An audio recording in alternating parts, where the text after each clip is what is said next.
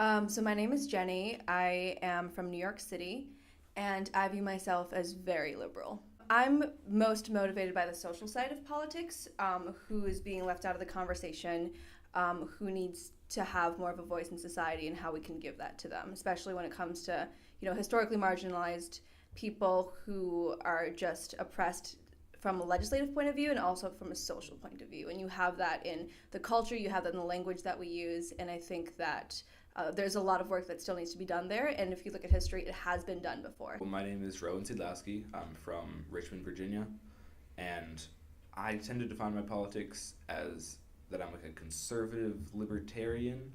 Um, 'Cause, I don't agree with all the libertarian positions and all the conservative positions, but I'm kind of right there in the middle. Basically, core principles. I think people should be able to do what they want as long as they're not hurting somebody else.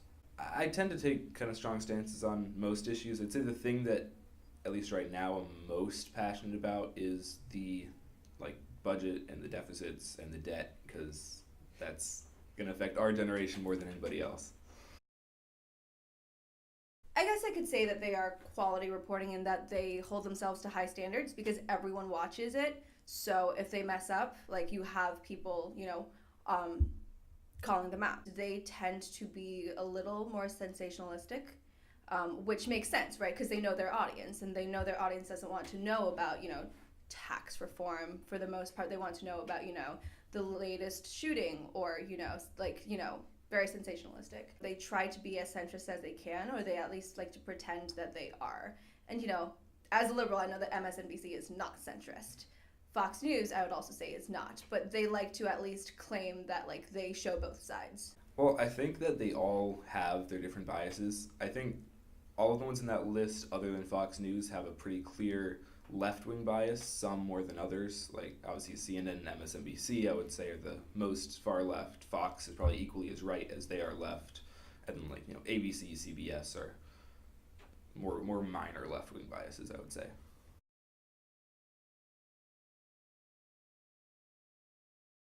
I think that they are quality reporting, right? Like New York Times, they have graphics and they want it to be accessible. They want people who don't know that much about politics to be able to understand what's going on in their country. And of course, they mess up, and sometimes the New York Times lately has, they've printed some things that I've been like, this is a little too left-leaning. This might be something that I might be thinking in my head, but that shouldn't be published. It shouldn't be taken as seriously. But for the most part, they do a pretty good job, I would say.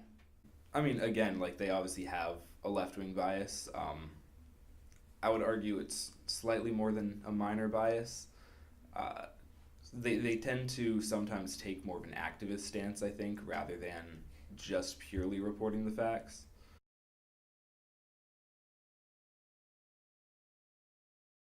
I think those are also pretty legitimate. I don't read them as often as I should, and I know that, but yeah, I would say the same things. And so this may be my bias playing in, but I tend to think that these have less of a bias than the New York Times, the Washington Post would. The interesting thing about these is that they are both economics-based publications, which I find interesting, is that tends to align with the right wing. People on the right wing tend to put economics as a premier issue for them.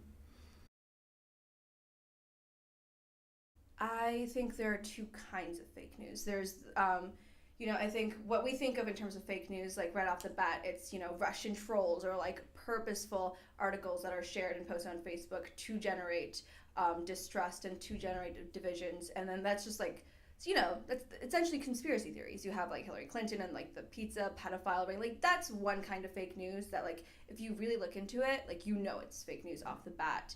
And the people who consume those aren't typically the ones who are the most involved in politics or involved in dialogue. And then there's fake news that is arguably fake news that is Fox News is only focusing on this instead of something else. I believe when Michael Cohen's hotel apartment was raided, they wouldn't talk about it. They would mention it, and then they talked about pandas. So that's not necessarily fake news, right? They didn't make anything up, but it's a purposeful exclusion of things that are happening that don't fit their narrative. So I've put in a lot of thought about this because people basically use it as an umbrella term for, completely false generated stories that have lies in them, and the stories that are skewed.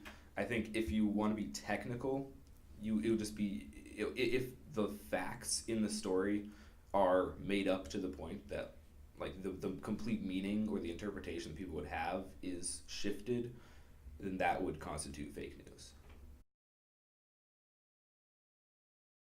Well, the latter category I talked about, I think that is a threat because people tend, and myself included, people tend to watch the outlets that support their and fuel their own beliefs, and I don't know. I think that because it is sensationalistic, and because they have a bias, it just fuels divisions, even though they try to be centrist. Because when I'm watching the news, I don't look for, like maybe this is the conservative argument. Like, let me think about this. Even though I should more than I do. And in terms of like the fake news, like, very obviously fabricated stories, in my personal experience, don't see that as too much of a threat because me and the people I surround myself with, they don't really buy into that. But I know there are so many Americans who, like, for them, that is actual news. They don't see it as fake news. They see it as real. They take it as seriously as I would, CNN, NBC, etc. And I think that might be a threat, but I don't know too much about it. So I think it can be very serious because obviously if enough voters are influenced by fake news and then vote for specific people that otherwise they may not have voted for, that can be extremely dangerous. I think as of right now, it's not probably as much of a threat as people are making it out to be. There are people that won't do their extensive research and find out what the truth is, but I have faith that there's still enough that do.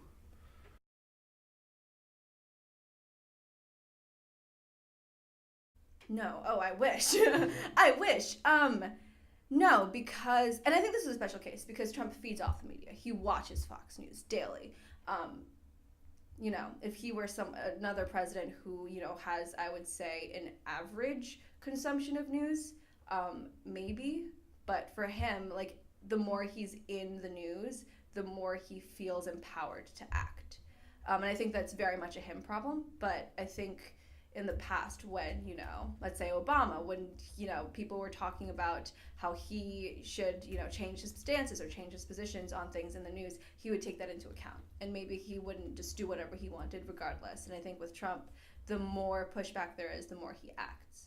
I think to an extent they have, mostly focusing on like CNN and some of these other left-wing organizations focus on the Russia investigation, which obviously up to now still there's no evidence of Russian collusion between the campaign and anyone else, and you just see every day on CNN it's the Russia investigation is pretty much the main thing they cover, and so obviously having to deal with these other issues that, as Van Jones described, are possibly nothing burgers, obviously leaves less time to deal with other issues.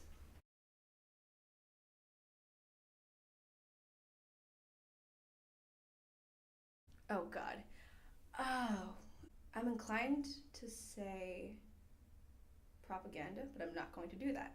I am going to say self-fueling. Obviously, first word that comes to mind is conservative, um, biased. Mainstream. Unabashedly liberal. Obviously, left wing. Too liberal. Too liberal. I don't know what word I would use to describe the Huffington Post. I don't know. This is difficult.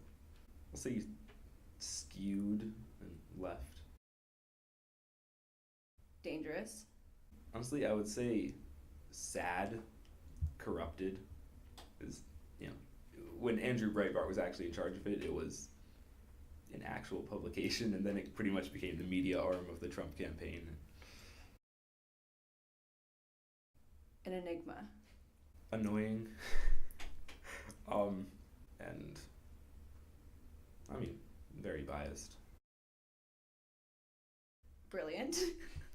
Pretentious. Unfunny. Hilarious. Insane and absolutely hilarious. Interesting. No other word for it. Logical, but still left wing.